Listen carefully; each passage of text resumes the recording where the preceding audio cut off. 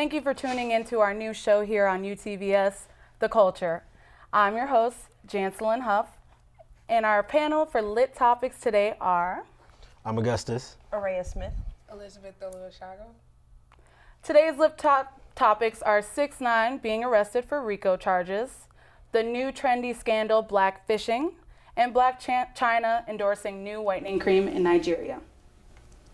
Now going into the hip-hop world, 6ix9ine is a Hispanic rapper whose real name is Daniel Hernandez. He's from Brooklyn, New York, who was portraying himself as a gang member, rapping the N-word, and trolling other rap artists on social media. 6ix9ine was recently arrested on racketeering and gun possession charges. The rapper is looking at 32 to life. He also was gang checked while in jail to the point where he had to be moved to a secure location in jail. Who here likes 6ix9ine? Gusto? No, I don't like 6ix9ine at all. I think he's very childish, actually. I don't know, it's just his whole act and trolling everybody. It caught up to him and, I guess he failed at doing it, so. Right. I mean, you want to act like a gangster, you're going to be treated like one. So, how about you, Raya? I feel like he's, going off what Gusto said, he's very childish. His music has no content and, substance to it, so it's very hard for me to, sit there and just be like, all right, this is good when it's really not. Right. So, hey, his actions are caught up to him, so now he's getting what he wanted. Okay, how about you? I don't like him at all. I feel like he's also very childish, and he screams in his music a lot, and I don't like that. I don't like that he says the N-word. Yeah. But all right, in 2018, black men and women have finally come to a place of self-love, even with the struggles of lack of representation of the black community in this world. However, a new trendy scandal has risen called black fishing. Emma Hallberg is a Sweden woman who looks like a biracial woman. However, she tanned her skin and portrayed herself as a black woman to receive more followers on Instagram. But she is not the only one. There have been many reports of black fishing. What do you think about black fishing, Araya? Oh, there are so many things I could say about this. It's just, black people have gotten so much backlash of what we look like, but then when a white girl did it, it was okay. Kind of like with box braids. Right. Wait, when we did it, it was ghetto, but the second Kim Kardashian decided to do it, it was fine. So it's more so of culture appropriation, in my opinion. So 100%. How about you? I'm not a fan of it at all. I think it's a trend, and it's not a good one, and it needs to be stopped. Right. I mean, you can take off, not take off, but you can, not stop tanning, and you won't be able to, look like a black woman anymore. Black women, we're not able to take off our blackness. So with that being said, I am so sick of this black fishing, and it's wrong. What about you, Gusto? Yeah, I agree. I definitely feel like that's, I don't know, I hate the fact that, white women like them that already have privilege get to wear us too, but, when it's time to wash us off when something serious, what I'm saying, it comes to the light, they wash and act and, like they don't associate with the black culture, but it's been going on for years, We all saw Ariana Grande in her transition, and look at her now. So it's like, it's something that it's always been embedded into the culture that we live in. Right. We're not a Halloween costume. Well, lastly on Lit Topics, we step into the next conversation with our panelists, Blac Chyna. Blac Chyna is an IG model who has 2 children from rapper Tyga and star Rob Kardashian. The model is in hot water right now because of her trip to Nigeria. She went to promote her whitening cream.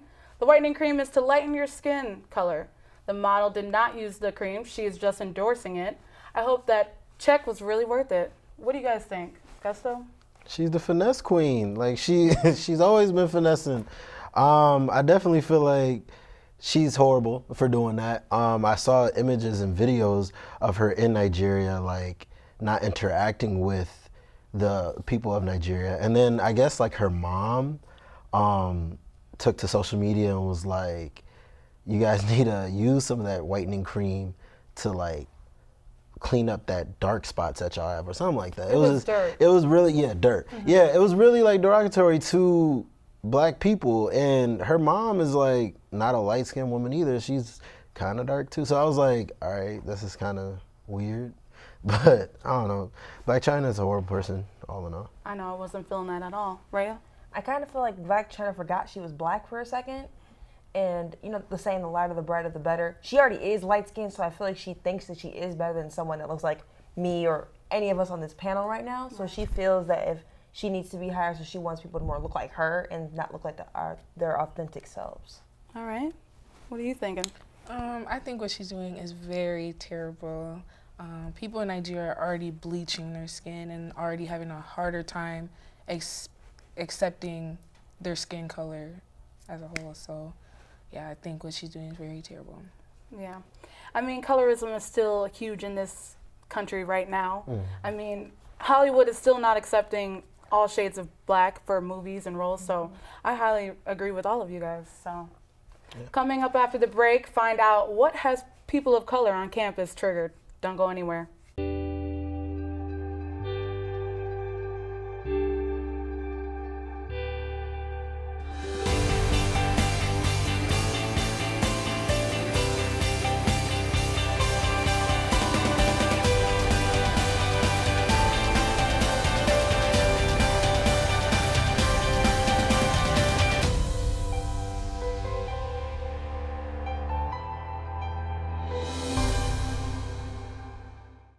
Friday, get hyped for Huskies hockey as the women and men both take the ice in a 2-day showcase of St. Cloud State hockey. It all starts Friday at 3 on Fox Sports North Plus and continues Saturday on Fox Sports North.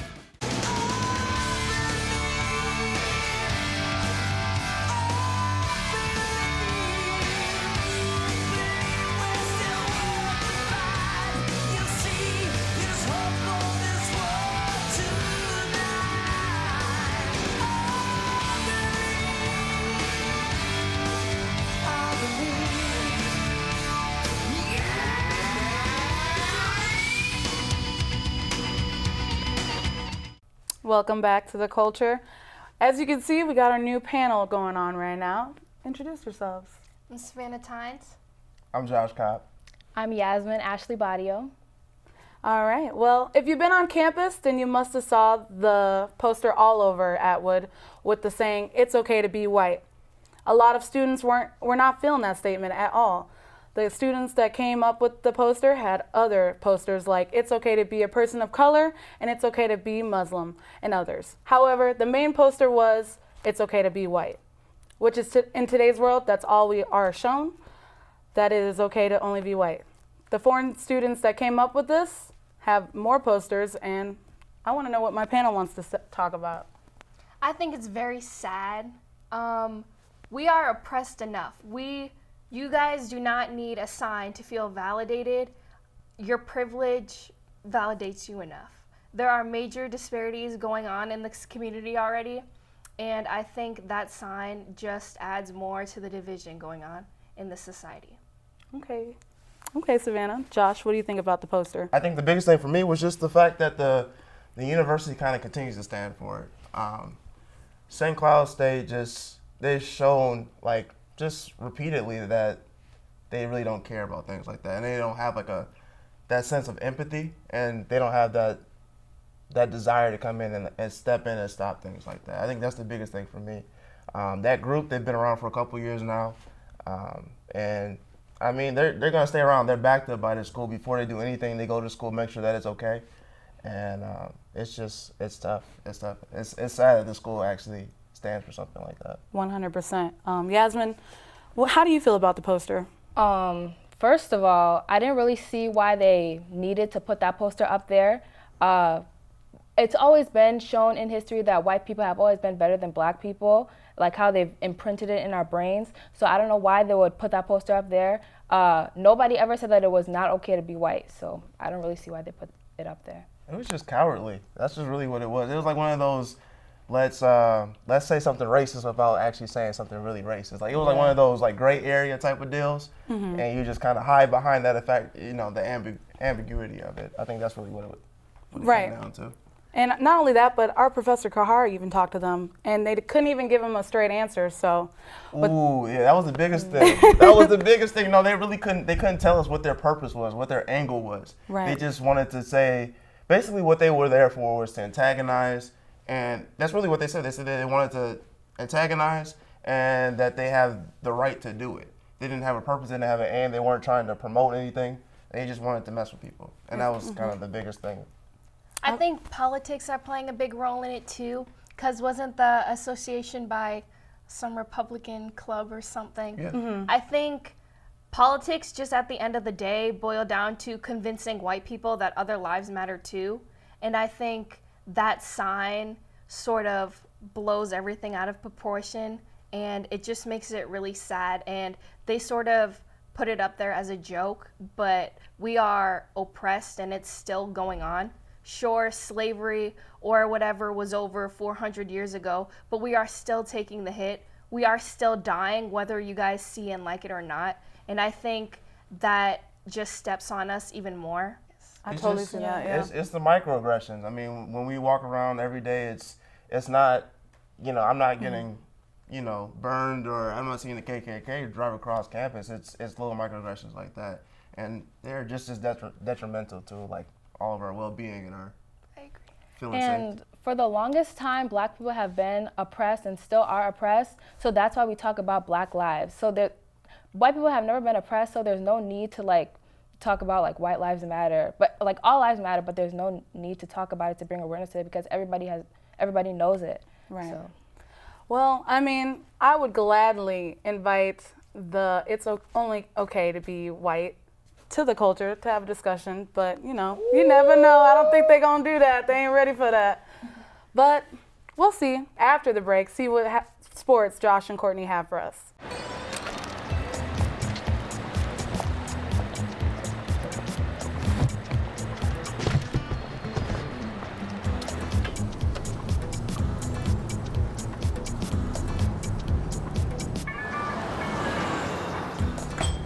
It's a short ride from your neighborhood to your naturehood. To find a neighborhood park or green space near you, visit discovertheforest.org. Hamilton was adopted from a rescue in 2008. He really likes to be around people. And as soon as I start to make my breakfast, Hamilton is right there. I get out my mat and I'm doing a downward dog and he's underneath. He's quite the pug about town. He gets invited to a lot of parties. He knows he's a pretty big deal. I mean, look at this little face. How could you not love him?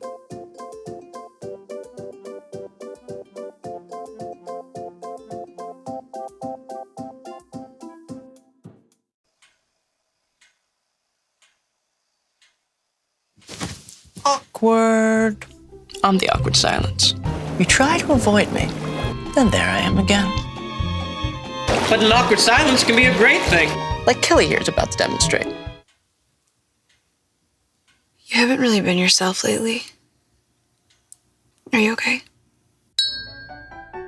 Find out how you can help a friend with their mental health at seizetheawkward.org.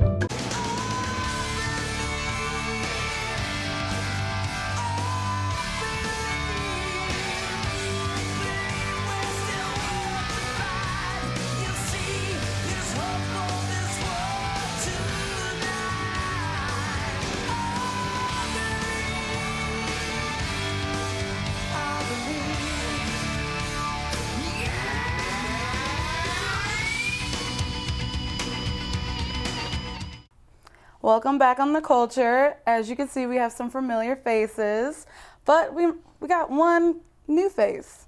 What's up, y'all? I'm Courtney Chaney. Okay, let's get into things. Now, we all have seen the Chiefs player, Kareem Hunt. Kareem Hunt was just let go from the Chiefs after the video surfaced. After the altercation in February, Kareem and his friends kicked this female out of his hotel room after finding out she was underage. The female then started yelling racial slurs, and then Kareem pushed and kicked the woman, resulting in him being let go. What do you guys think? Courtney, do you think he was wrong for doing what he did? At the end of the day, he was wrong for putting his hands on a woman. Now, I get the incident, racial slurs was being, thrown at him, but as a Black male and as a Black athlete, you got to know your role. You are the biggest person, and you have more to lose at the end of the day. Like, it is what it is. 100%. Josh, what do you think? Man, facts. I mean, Courtney said it. He definitely knew that he was in the wrong. I mean, regardless of what she said, you got to remove yourself from the situation. The biggest thing for me is the NFL investigation, G. Like, I don't understand how this incident can happen back in February, and we're just hearing about it now. The fact that the video just surfaced, and the NFL didn't release the video, TMZ released the video. And then, like, they said they did an investigation, but they didn't talk to Kareem Hunt. They didn't talk to the victim. So what kind of investigation did they do? And it's like the NFL they're doing what they always do, man. They don't do the investigations. They're doing a fake stance on domestic violence. Right. Man, They pick and choose. They pick and choose. Yeah. I think we definitely seen this before, like kind of with the Ray Rice case, but the Ray Rice case was definitely different, because he actually did some extra stuff. He went crazy. All right, y'all. Well, enough of the domestic violence. After a couple of struggling games, the head coach of the Packers, Mike McCarthy, was fired. Are we sure Aaron Rodgers isn't to blame? Josh, what do you think? Man, Aaron Rodgers, I wouldn't say he's completely to blame, but I think he's definitely he hasn't been playing up to Aaron Rodgers' expectations. I mean, the record shows it. He's 18th in the league right now in total QBR. Like, it's just he's not getting it done. Mike McCarthy, I mean, the cool thing about sports, the good thing about sports, you got to update your resume every time you come to play. Right. So, like, every Sunday you got to come. Just because you got a ring back in 2012, 2011, you still got to come to play. And they haven't been producing. So They have not been producing. And I am a biggest Green Bay Packers fan, probably out there, but Mike McCarthy, let him go was the right move. Mike McCarthy, he was like Josh hinted on. He kept that same resume that he had when he came in the league in like 2005. Like, we in today's times, you got QB coaches and head coaches like Andy Reid and Sean McVay. Like, we should be on par with the Chiefs and the Rams offense, and we still stale. We still stagnant. It's dry. He had to go. Sorry, love you. Gotta go. Gusto? I'm always for out with the old and with the new. So, like, if he's been playing trash for multiple seasons, I guess it's like, yeah. Do you think it's all Mike though? I don't think it's all Mike though. It's not never all really always the coach's fault. Right. And like Aaron Rodgers is Aaron Rodgers, so what he says must go because he's the star of the team. I think what it really is, when you give a quarterback that much money, you can't expect the rest of the team to really be up there. You can't. There's going to be holes in your team somewhere. Right. And their defense wasn't up to par. Trash. Running game it's been trash for years. And like you can't win everywhere. I mean, you got Aaron Rodgers, but he can. And even Aaron Rodgers been playing not like Aaron Rodgers. Who he throwing it to? They have been relying on him though to make the plays. All right, y'all. Well, as a Bears fan, I'm done talking about the Packers. Okay. All right, because we doing things over here in Chicago. Bear down, Barely. Barely. On to the next segment. Kevin Durant had a lot to say about playing with LeBron. KD stated that playing with the King was very toxic. LeBron heard the comments of Kevin Durant and said he didn't want to speak on it just yet because he didn't know where he was coming from. What do you guys think about the comments? Josh, I'm going to start with you. Man, I think it's kind of an overstatement. I don't think playing with LeBron is toxic, but I think he gets that toxic like blemish on his resume just because he was playing for a toxic organization in the Cavs. Like for both stints when he was in Cleveland, they weren't getting it done in the general office. Coaching was bad. LeBron was coming out saying that we need different types of players. Like that was a very toxic situation. But when you look at his years in Miami, you look at what he's doing right now with the Lakers, he's free. I don't think he's a toxic person. I think it is tough to play with him, but exactly right what you said. I think it's about the people around LeBron, the players around LeBron. Playing with somebody, you got to play on his level. They want you to be at LeBron's level, and if you can't get it there, then it's a little bit harder for you because you're not mentally there. You ain't mentally strong, and I think that's where KD was coming from. I don't think he meant no harm from it. I mean, they cool. I think KD meant the media more so and how people portray LeBron in the media. That's good, Span. But I definitely feel like KD once or in the near future will be playing with LeBron pretty soon. That's a bold statement. I ain't feeling that. KD not gonna do it. KD ain't moving nowhere. We tired of him sneaking around.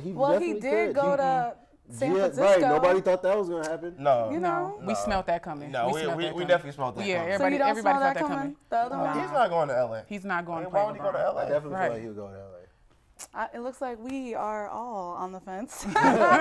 We can't agree on that. After the break, see what events on campus you will need to come and check out.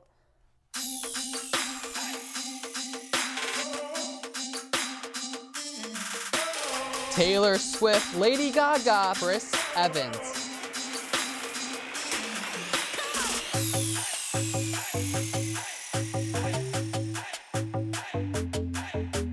And welcome to Entertainment 30. I'm your host, Kenny Johnson.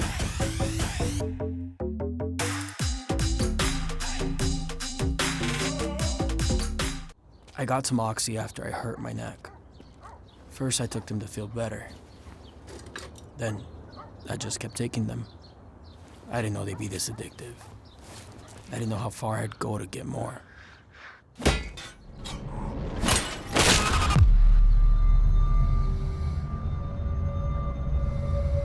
Opioid dependence can happen after just 5 days.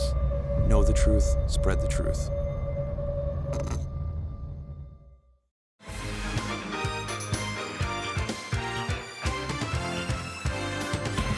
Week in Review starts right now. Welcome to Week in Review, where we take a look back at the top stories of the week. My name is Ben Henry. Alongside me is Emilio Ramos. Well, the temperature is not that cold, even though it is snowing like crazy. On WCHA conference rival, Bemidji State. Thank you for joining us for UTVS News Week in Review. We'll see you back here Monday at 4:30.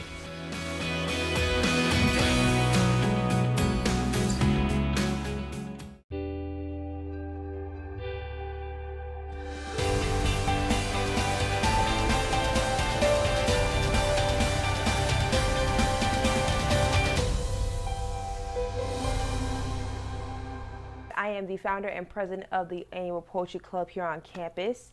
We are having a contest in January. We moved it from November to January, and there will be a cash prize. So yes, we will grease y'all pockets for whoever wins, and we will update you all on the new date. I will know in a few days, and then there'll be a new flyer. So the piece I wrote today, I wrote it on February 16th of this year, and it is titled "My Name." My name, Araya Lynn Gaynell Smith. Yep, it's on my birth certificate, it's on my social security card, and every federal government form I've ever signed. It's my name, and I should be proud of it, right? That wasn't always the case. Gaynell, are you gay? Why did your mom give you that name? You should change your name. And that's what I tried to do. 8-year-old Araya was ashamed of the name she was given at birth. I wanted to be Monica, Marie, Joy. I was so ashamed what was given to me at birth. Something that is a part of my identity was the same thing I wanted to strip from my identity. I wanted to eradicate it. I wanted it gone. I wanted to start all over. I wanted to begin again. But then I realized something. My entire name sprouts from someone else, Araya. Both my parents, Alana and Raymond, Lynn, my beloved grandmother, Lynn, Gaynell, my beautiful godmother, Elaine, Smith, my divine father, Raymond. These 4 people gave me my identity, and I am proud to showcase my legendary name, Araya Lynn Gaynell Smith.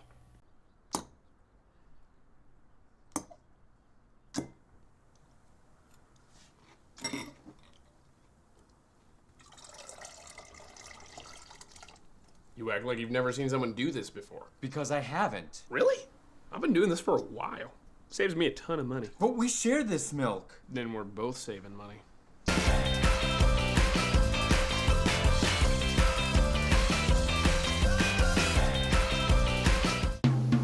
There are oceans and rocks, places where fish swim and birds fly. History is made, art is created, things happen that should always be remembered. Heroes emerge, a woman sets people free, a man makes light, a leader steps forward. It can be a place, a feeling, a state of mind. So get up, get out there, and find your park. Welcome back from the break. I have Gusto still, and we have a new face. Introduce yourself. My name's Melo. We are Legendary, and we have an event this 23rd December. It's at the 8 Mill Loft, and it's in Minneapolis downtown. So y'all need to be there. It's a charity event where we're gonna donate to the I forgot where it was, but whatever. We will be selling our merchandise there. We have hats and we have shirts, and we're also going to be producing some new merchandise for some clients. So definitely come through, check it out. December 23rd, you can go on Eventbrite on our Instagram account, and you could buy the tickets from there. We also have a website, legendaryclothing.com. Thank you for joining us on The Culture. Come see us again, same time, same place.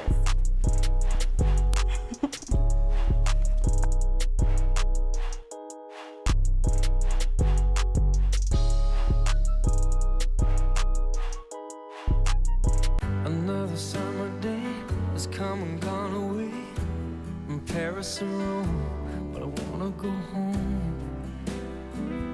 Oh, I miss you, you know. Let me go home.